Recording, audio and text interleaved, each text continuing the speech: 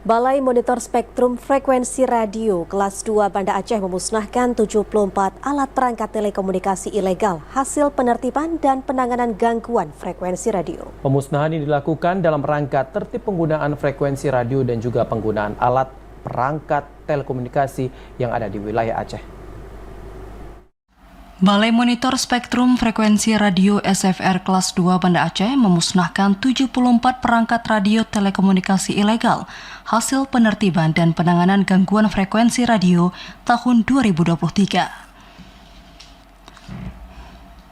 Dari 74 perangkat yang dimusnahkan terdapat 54 perangkat HT, 4 perangkat RIG, 1 perangkat power amplifier, 2 perangkat booster TV kabel, 6 perangkat power over Ethernet, 1 perangkat wireless access point, dan 1 perangkat set-top box.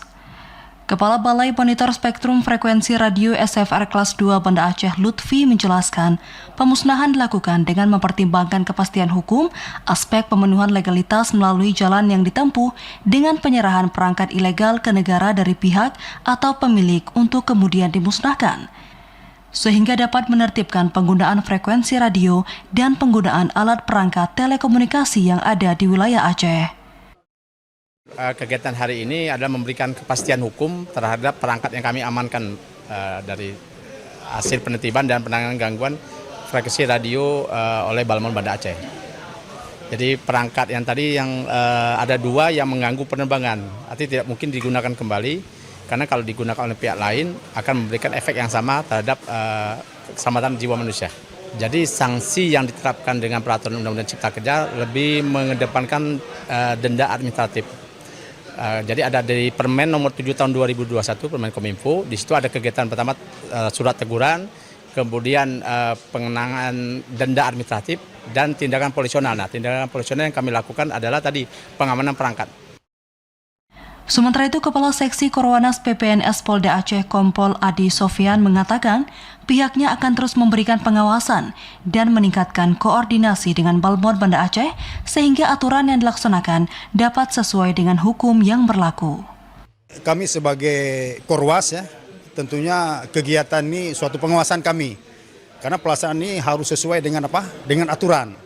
Jadi Balmon melaksanakan, kami hanya ikut mengawasi supaya apa?